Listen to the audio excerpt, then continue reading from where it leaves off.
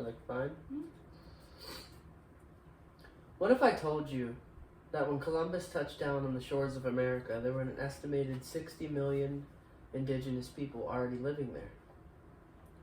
Now imagine the effort and what it may have looked like to reduce this number to 5 million living indigenous people.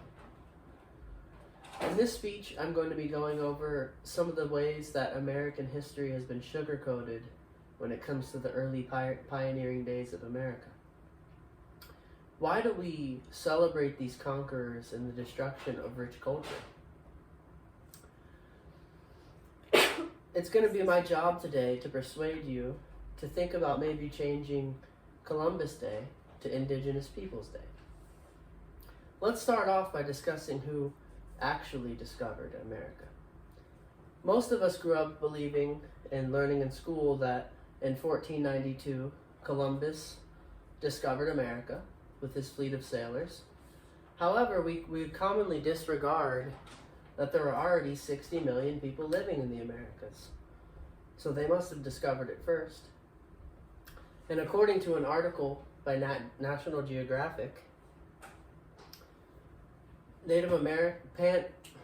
Pan-Asian Americans crossed the Bering Strait and also the Kelp Highway by boat.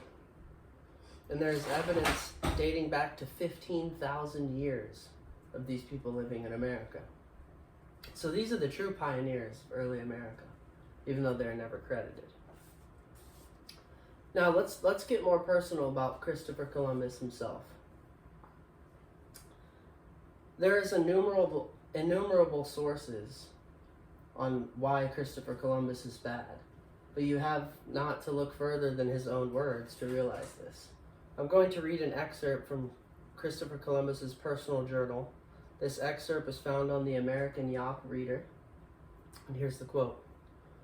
"They brought us parrots and balls of cotton and spears and many other things. They willingly traded everything they owned. They were well built with good bodies. They do not bear arms and they do not know them. With 50 men, we could subjugate them all." These are the words of a heralded hero, someone we're taught to look up to honor when it comes to the history of America. And the Native American population can still feel the effects of this disregard today. Also, a fun fact is, while Columbus is celebrated as a hero across the world, when he was actually punished brutally for his crimes upon return to Spain.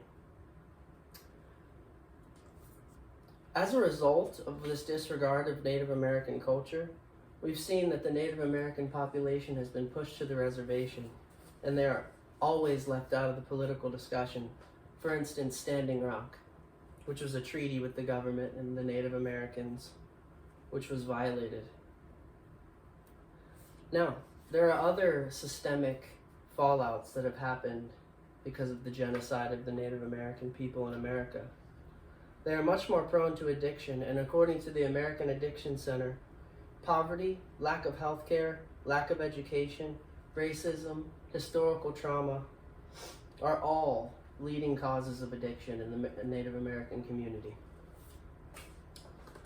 So, with all of this being said, it's easy to see that it's problematic to continue disregarding these people and to act like it was heroic what has been done in America. The destruction of these cultures has destroyed almost the entire history of what we know. All that's left is oral histories. And I think that even small changes like changing Columbus Day to Indigenous Peoples Day can help spur awareness towards these communities. Thank you.